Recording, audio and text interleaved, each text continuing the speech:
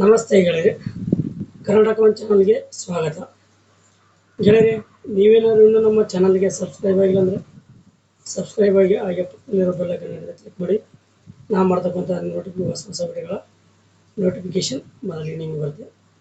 ಇವತ್ತಿನ ಮಾಹಿತಿ ಏನಪ್ಪ ಅಂತಂದರೆ, ಭಾಗ್ಯಲಕ್ಷ್ಮಿ ಯೋಜನೆ. ಈ ಭಾಗ್ಯಲಕ್ಷ್ಮಿ ಯೋಜನೆಯಲ್ಲಿ ಯಾರಿಗೆಲ್ಲ ಉಪಯೋಗ ಇದೆ, ಏನೆಲ್ಲ ಅರ್ಹತೆಗಳು ಬೇಕಿದೆ, ಈ ವಿಡಿಯೋದಲ್ಲಿ ಸಂಪೂರ್ಣವಾದ ಮಾಹಿತಿ ತಿಳಿಸ್ಕೊಡ್ತೀನಿ. ಗೆಳೆಯರೆ, ಭಾಗ್ಯಲಕ್ಷ್ಮಿ ಯೋಜನೆ ಅಂತಂದರೆ ಒಂದು ಹೆಣ್ಣು ಮಗು ಹುಟ್ಟಿದ ನಂತರ ಆ ಮಗುವಿಗೆ ಸಿಗುವಂಥ ಒಂದು ಯೋಜನೆ. ಆ ಮಗುವಿಗೆ 18 ವರ್ಷ ಆಗುವವರೆಗೂ ಸರ್ಕಾರನೇ LIC ಬಾಂಡ್ ಮಾಡಿಸುತ್ತೆ. ಆ LIC ಬಾಂಡಲ್ಲಿ ಸರ್ಕಾರನೇ ಹಣವನ್ನು ತುಂಬುತ್ತೆ.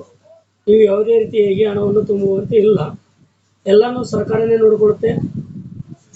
ಆ ಮಗುವಿನ ಹುಟ್ಟಿನಿಂದ ಹಿಡಿದು ಆ ಮಗು 18 ವರ್ಷದವರೆಗೆ ಮತ್ತು ಅವಳ ಎಜುಕೇಷನ್ ಕಂಪ್ಲೀಟ್ ಆಗೋವರೆಗೂ. ಆದ ನಂತರ ಆ ಭಾಗ್ಯಲಕ್ಷ್ಮಿ ಬಾಂಡ್ ದೊರೆಯುತ್ತದೆ ಇವರಿಗೆ. 18 ವರ್ಷದ ನಂತರ ನೀವು ಆ ಮಗುವಿಗೆ ಮದುವೆ ಅಥವಾ ಏನಾದರೂ ಮುಂದಿನ ಎಜುಕೇಷನ್ಗೆ ಓದಿಸ್ಬೋದು, ಮದುವೆನೂ ಮಾಡ್ಬೋದು. 1 ಲಕ್ಷದವರೆಗೆ ಸಿಗುತ್ತೆ. ಅದನ್ನು ಸಂಪೂರ್ಣವಾಗಿ ಸರ್ಕಾರನೇ ವೆಚ್ಚ ಭರಿಸುತ್ತೆ. ನೀವು ಯಾವುದೇ ರೀತಿಯಾಗಿ 1 ರೂಪಾಯಿ ಕಟ್ಟುವಂಥ ಅಗತ್ಯ ಇರುವುದಿಲ್ಲ. ಸರ್ಕಾರನೇ ನಿಮಗೆ LIC ಬಾಂಡ್ಗಳನ್ನ ನೀಡುತ್ತದೆ. ಲಕ್ಷ್ಮಿ ಬಾಂಡ್ ಅಂತೇಳಿ, ಲಕ್ಷ್ಮಿ ಭಾಗ್ಯ ಅಂತೇಳಿ ಬಾಂಡ್ಗಳ LIC ಬಾಂಡ್ಗಳ ಸರ್ಕಾರನ ನೀಡುತ್ತೆ. ಬನ್ನಿ, ಹಾಗಾದರೆ ಅದರ ಮಾಹಿತಿ, ಸಂಪೂರ್ಣವಾದ ಮಾಹಿತಿಯನ್ನು ತಿಳಿಸ್ಕೊಡ್ತೀನಿ. ಈಗ ಸ್ಕ್ರೀನ್ ರೆಕಾರ್ಡ್ನಿಗೆ ಹೋಗೋಣ. ಬನ್ನಿ, ಹಾಗಾದರೆ ನಾನೀಗ ನಿಮ್ಮನ್ನು ಲ್ಯಾಪ್ಟಾಪ್ನಲ್ಲಿ ಸ್ಕ್ರೀನ್ ರೆಕಾರ್ಡ್ಗೆ ಕರ್ಕೊಂಡು ಹೋಗ್ತಾ ಇದ್ದೀನಿ. ಭಾಗ್ಯಲಕ್ಷ್ಮಿ ಯೋಜನೆ, ನಿಮಗೆ ಆಲ್ರೆಡಿ ನಾನು ಹೇಳಿದಂತೆ ಭಾಗ್ಯಲಕ್ಷ್ಮಿ ಯೋಜನೆ ಹೆಣ್ಣು ಮಗುವಿನ ಸ್ಥಾನವನ್ನು ಮೊದಲ ಕುಟುಂಬದಲ್ಲಿ, ನಂತರ ಸಮಾಜದಲ್ಲಿ ಹೆಚ್ಚಿಸಲು ಮತ್ತು ಬಡತನದ ರೇಖೆಗಿಂತ ಕೆಳಗಿರುವ ಕುಟುಂಬಗಳಲ್ಲಿ ಹೆಣ್ಣು ಮಗುವಿನ ಜನನ ಉತ್ತೇಜಿಸಲು 2006 ಮತ್ತು 7ನೇ ಸಾಲಿನಲ್ಲಿ ಹೆಣ್ಣು ಮಕ್ಕಳ ರಕ್ಷಣೆ ಭಾಗ್ಯಲಕ್ಷ್ಮಿ ಎಂಬ ಹೊಸ ಯೋಜನೆ ಜಾರಿಗೆ ತರಲಾಯಿತು. ಈ ಯೋಜನೆಯು ಆರ್ಥಿಕ ಸೌಲಭ್ಯಗಳನ್ನು ಮತ್ತು ಹೆಣ್ಣು ಮಗುವಿಗೆ ಅದರ ತಂದೆ ತಾಯಿಯ ಪೋಷಕರ ಮೂಲಕ ಕೆಲವು ನಿಬಂಧನೆಗಳನ್ನು ಪೂರೈಸಲು ನೀಡಲಾಗುತ್ತದೆ. ಅವರು ಈ ಬಡತನ ಮಕ್ಕಳಿಗೆ ಮತ್ತು ಹೆಣ್ಣು ಮಕ್ಕಳಿಗೆ ಸಮಾಜದಲ್ಲಿ ಒಂದು ಉನ್ನತ ಸ್ಥಾನವನ್ನು ನೀಡಲು ಈ ಭಾಗ್ಯಲಕ್ಷ್ಮಿ ಯೋಜನೆಯನ್ನು ತರಲಾಯಿತು. ಆದರೆ ಈ ಭಾಗ್ಯಲಕ್ಷ್ಮಿ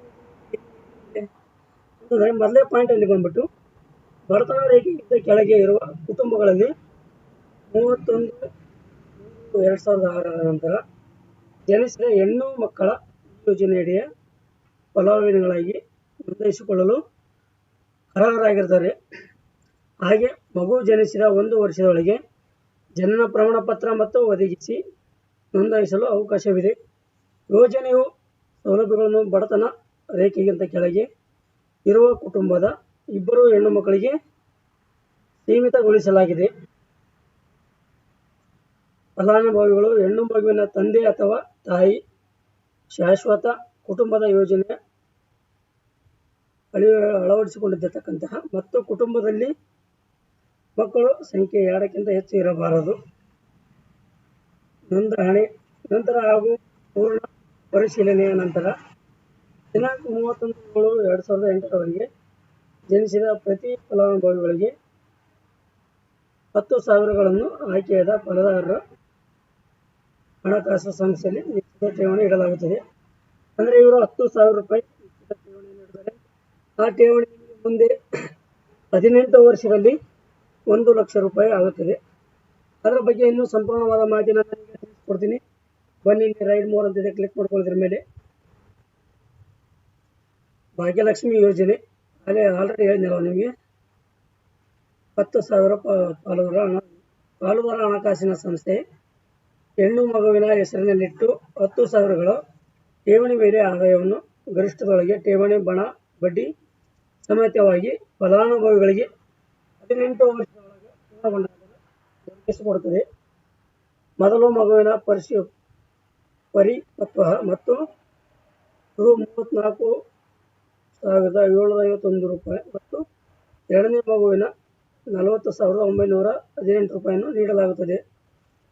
ಫಲಾನುಭವಿಗಳು ವಿದ್ಯಾರ್ಥಿ ವೇತನ, ವಿಮೆ ಮುಂತಾದ ಮಧ್ಯಂತರ ಸಂದಾಯಗಳನ್ನು ಯೋಜನೆಯಡಿಯಲ್ಲಿ ತಿಳಿಸಲಾಗುತ್ತದೆ. ಅರ್ಹತೆ ಮಾನದಂಡಗಳನ್ನು ಪೂರೈಸಿದಲ್ಲಿ ನೀಡಲಾಗುತ್ತದೆ. ಒಂದು ವೇಳೆ ನೀವೇನಾದರೂ ಈ ರೀತಿಯಾಗಿ 18 ವರ್ಷದೊಳಗೆ ನೀವೇನಾದರೂ ಮಗುವಿಗೆ ನೀವು ಹಿಂಪಡೆದುಕೊಳ್ಬೇಕಂದ್ರೆ ಆಗೋದಿಲ್ಲ. ಅದೇ ರೀತಿಯಾಗಿ ದಿನಾಂಕ 1/4/2006 31/7/2008 ಜನಿಸಿದ ಈ ಯೋಜನೆಯ ನೋಂದಣಿಯಾದ ಮಕ್ಕಳು ವಿದ್ಯಾರ್ಥಿ ವೇತನ ಪಡೆಯಲು ಪ್ರತಿ ತರಗತಿಯಲ್ಲೂ ವರ್ಷದಿಂದ ವರ್ಷಕ್ಕೆ ತರಗತಿ ಆಗಬೇಕು ಅಥವಾ ಹೊಂದಿರಬೇಕು. ಅಂದರೆ ಇವರು ಪ್ರತಿ ವರ್ಷ ಪಾಸ್ ಹಾಕಂತ ಬಂದರೆ ವಿದ್ಯಾರ್ಥಿ ವೇತನವನ್ನು ನೀಡ್ತಾರೆ ಇವರಿಗೆ. ಹಾಗೆ ಬಂದ್ಬಿಟ್ಟು 2ನೇ ಪ್ಯಾರಾದಲ್ಲಿ ಇದರಲ್ಲಿ ಬಂದ್ಬಿಟ್ಟು ಈ ಯೋಜನೆಯ ದಿನಾಂಕ 20/1/2009 ಪರಿಷ್ಕರಿಸಲಾಗುತ್ತದೆ. ದಿನಾಂಕ 1/8/2001 ಜನಿಸಿದ ಹೆಣ್ಣು ಮಕ್ಕಳಿಗೆ ಅನ್ವಯಿಸುತ್ತದೆ. ಪರಿಷ್ಕರಿಸಲಾದ ಯೋಜನೆಯ ರೂಪರೇಷೆಗಳನ್ನು ಕೆಳಕಂಡಂತಿದೆ. ಯೋಜನೆಯಡಿಯಲ್ಲಿ ನೋಂದಣಿಯಾದ ಕುಟುಂಬದಲ್ಲಿ ಮೊದಲನೇ ಹೆಣ್ಣು ಮಗುವಿನ ಹೆಸರಿನಲ್ಲಿ ರೂ. 19,300 ಹಾಗೂ ಅದೇ ಕುಟುಂಬದಲ್ಲಿ ಎರಡನೇ ಹೆಣ್ಣು ಮಗುವಿನ ಹೆಸರಿನಲ್ಲಿ $18,350 ಪಾಲುದಾರರ ಹಣಕಾಸಿನ ಸಂಸ್ಥೆ ಪ್ರಾರಂಭ ಠೇವಣಿ ಇಡಲಾಗುತ್ತದೆ. 18 ವರ್ಷ ಪೂರ್ಣಗೊಂಡ ನಂತರ ಹೆಣ್ಣು ಮಕ್ಕಳಿಗೆ ₹1,00,000 ಮೊತ್ತ ಪಡೆಯಲು ಅರ್ಹರಾಗುತ್ತಾರೆ. ಯೋಜನೆಯ ಉದ್ದೇಶಗಳು ಏನಪ್ಪ ಅಂತಂದರೆ, ಬಡತನ ರೇಖೆಗಿಂತ ಕೆಳಗೆ ಕುಟುಂಬಗಳಲ್ಲಿ ಹೆಣ್ಣು ಮಗು ಜನನ ಉತ್ತೇಜಿಸುವುದು ಮತ್ತು ಆತ್ಮ ಸ್ಥೈರ್ಯ ತುಂಬುವುದು, ಬಾಲ ಕಾರ್ಮಿಕರತೆ ಮತ್ತು ಹೆಣ್ಣುಮಕ್ಕಳ ಭ್ರೂಣ ಹತ್ಯೆ, ಬಾಲ್ಯ ವಿವಾಹ ಮತ್ತು ಹೆಣ್ಣು ಮಕ್ಕಳ ಮಾರಾಟ ಮುಂತಾದ ಸಾಮಾಜಿಕ ಪಿಡುಗುಗಳನ್ನು ತಡೆಗಟ್ಟುವುದು ಮತ್ತು ಆರೋಗ್ಯ, ಶಿಕ್ಷಣ, ಪೋಷಣೆ ಮತ್ತು ಪೌಷ್ಟಿಕತೆ ಮಟ್ಟವನ್ನು ಉತ್ತಮಪಡಿಸುವುದರ ಮೂಲಕ ಹೆಣ್ಣು ಮಕ್ಕಳಿಗೆ ಸರ್ವಾಂಗೀಣವಾಗಿ ಅಭಿವೃದ್ಧಿಯನ್ನು ಉತ್ತಮಪಡಿಸುವುದು. ಹೆಣ್ಣು ಮಗುವಿಗೆ ಆರ್ಥಿಕ ನೆರವು ನೀಡುವುದು ಮೂಲಕ ಅವರನ್ನು ಸಮಾಜದಲ್ಲಿ ಸದೃಢಗೊಳಿಸುವುದು ಮಾಡಲಾಗಿದೆ. ಪ್ರಸ್ತುತ ಯೋಜನೆ ಇದು ರೀತಿಯಾಗಿದೆ.